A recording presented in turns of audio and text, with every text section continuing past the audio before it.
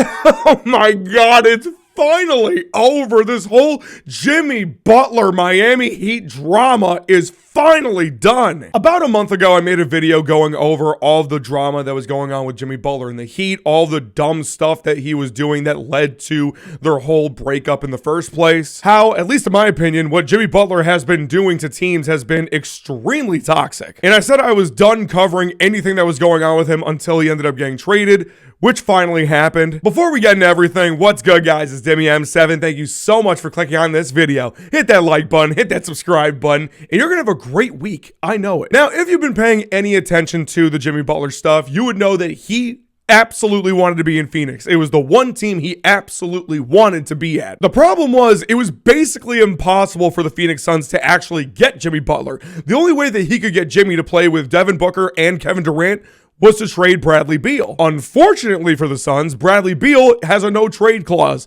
with one of the worst contracts in the NBA. So, the only way that Phoenix could get Jimmy Butler at all was to trade either Devin Booker or Kevin Durant. And what's so hard to believe, for me at least, is that there was a deal in place that would have sent Jimmy Butler to Phoenix, would have sent Kevin Durant to the Golden State Warriors, and then Andrew Wiggins to the Heat. The only reason that trade didn't happen was because Kevin Durant did not want to go back to Golden State. But I just have to think, why on earth would Phoenix do that? Why would they trade away Kevin Durant to get Jimmy Butler? I mean, I'm sorry, that doesn't make you guys any better as far as I'm concerned. That makes you a little bit worse than you already are right now. Because Kevin Durant is a better player than Jimmy Butler. I think we can all agree on that, right? Instead, what we ended up getting was a trade involving 5 teams where basically Jimmy Butler went to the Golden State Warriors, Miami got Andrew Wiggins, PJ Tucker, and a first-round pick, Detroit got Lindy Waters and Josh Richardson, Utah got Dennis Schroeder,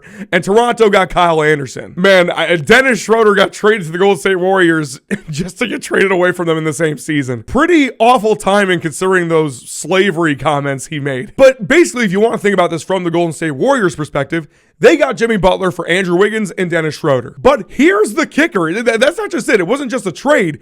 They actually signed Jimmy Butler to a $121 million extension. Butler's going to be getting paid $60 million a year for the next 2 years. So I'm sorry, you lost depth on your team by getting rid of Andrew Wiggins and Dennis Schroeder for Jimmy Butler, who's 35 years old, and you're paying him $60 million a year. At least in my opinion, that's a bad trade. I'm sorry, the Warriors did not get any better with this trade. They lost valuable depth. I find it extremely hard to believe that Jimmy Butler is going to move the needle so much to where the Golden State Warriors are actually going to be a playoff contender here. The team isn't good. Steph Curry himself hasn't been great this season. Jimmy Butler isn't going to change that. Now, look, of course I could be wrong. Who knows? Maybe the Golden State Warriors will start playing great, and then Jimmy Butler goes crazy in the playoffs.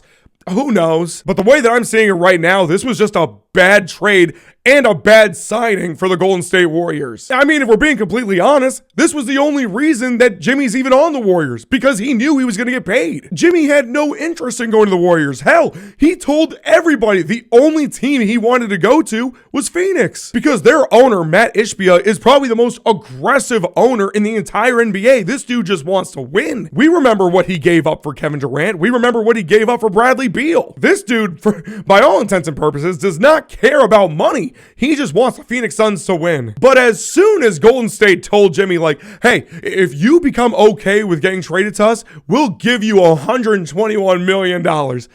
Jimmy couldn't say yes fast enough. As far as Miami goes, I'm sure they are glad that all this is finally behind them. They don't have to worry about Jimmy or any of the antics that he would have pulled off. Speaking of antics, I have to wonder how he and Draymond Green are going to mesh together, because they're two very hard-headed people. And Miami should at least be excited about the fact that they got Andrew Wiggins, who, people forget, the dude's 29 years old. He's technically in his physical prime. Now, as far as his career goes, I know it's been a very up and down sort of thing. I mean, he was the #1 overall pick. He went to Minnesota. Didn't have a great experience there. Then went to Golden State, won a championship, played very well in those playoffs where they won the chip, by the way. But then, again, a lot of up and down stuff.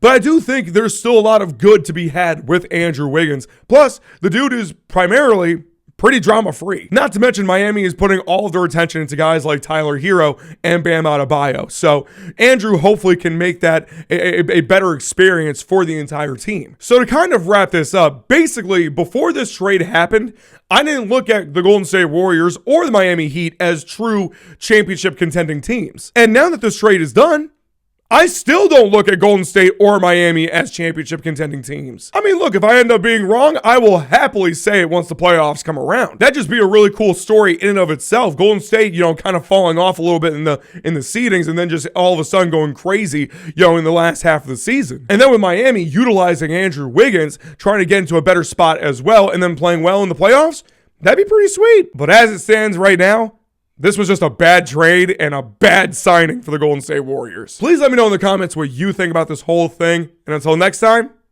peace.